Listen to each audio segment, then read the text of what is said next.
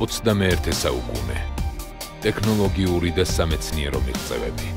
სრულიად განსხვავებული ეპოქა. გაადვილებული კომუნიკაცია, ტოლერანტობა, ადამიანთა უფლებები, დემოკრატია და დემოკრატიასთან შეუსაბამო რეჟიმები. უამრავი ადამიანი იღუპება ომების, რევოლუციების და სისხლიანი შეტაკებების შედეგად. ჩვენ კი ამ ყველაფერს ტელევიზიით პირდაპირ ეთერში ვადევნებთ თვალყურს. ტუნისი, ეგვიპტე, ლიბია, იემენი, სირია. 2011 წელს ახლო აღმოსავლეთში მოხდა მოვლენები, რომელთაც მსოფლიო მასმედიამ მალე გამოუნახა სახელი. არაბული გაზაფხული. ამ მოვლენებს ძალიან ბევრი ადამიანის სიცოცხლე შეეწირა.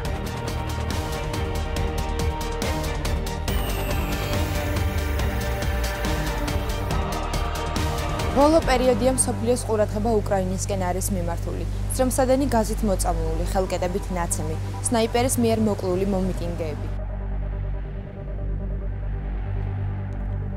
გარდაცვლილთა რიცხვი დაუზუსტებელია.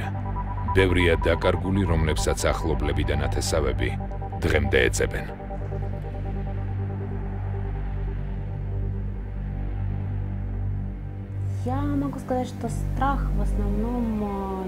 მე შინოდა, როდესაც Facebook-ზე ახალ ამბებს ვკითხულობდი.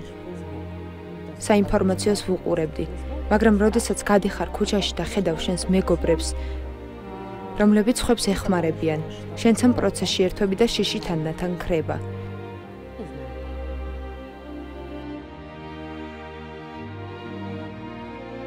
Очень трудно описать. ძალიან მიჭირს იმის აღწერა, რაც ჩემს ქვეყანაში ხდებოდა.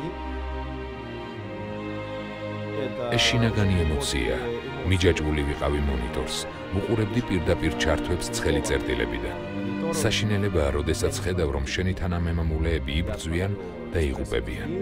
ეს ის მომენტია, როდესაც არ ერიდებით სრემლს და მიუხედავად იმისა, რომ კაცი ხარ, ტირილი არ გეუხერხულება. მინდა რომ ხალხს არ ეშინოდეს, ეს რთულია.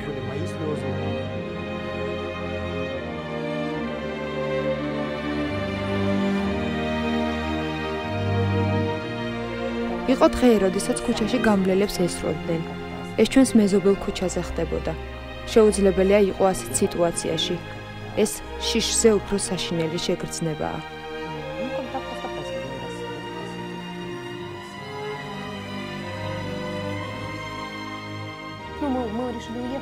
ქვეყნის დატოვება ჩვენთვის ძალიან რთული მომენტი აღმოჩნდა. სნაიპერები საცხოვრებელი სახლის სახურავებიდან ისვრობდნენ. მოედანი იწვოდა. ჩემო ქმარმა მითხრა, რომ ბარგი ჩამელაგებინა და საქართველოში წამოსულიყავი ბავშვთან ერთად. ბოლო წუთამდე არ მინდოდა წამოსვლა, მაგრამ მომიწია მეგობრების და ქვეყნის დატოვება. საზოგადოება გაყოფილია ორ ნაწილად. ერთს ეშინია ცვლილებების, ხოლო მეორე ნაწილს ეშინია, რომ ცვლილებები არ მოხდება. მინდა ხალხმა დაიჯეროს, რომ ჩვენ შეგვიძლია ავაშენოთ ახალი ქვეყანა.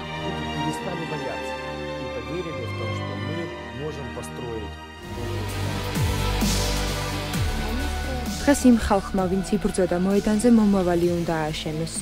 არაფერი დამთავრებულა. ამ ადამიანებს უფრო ბევრი აქვთ გასაკეთებელი და ეს უკვე ყოველდღიური პროცესია.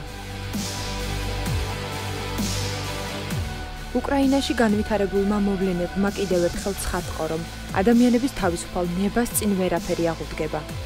უკრაინის ხვალინდელი დღე უკრაინელი ხალხის ხელშია.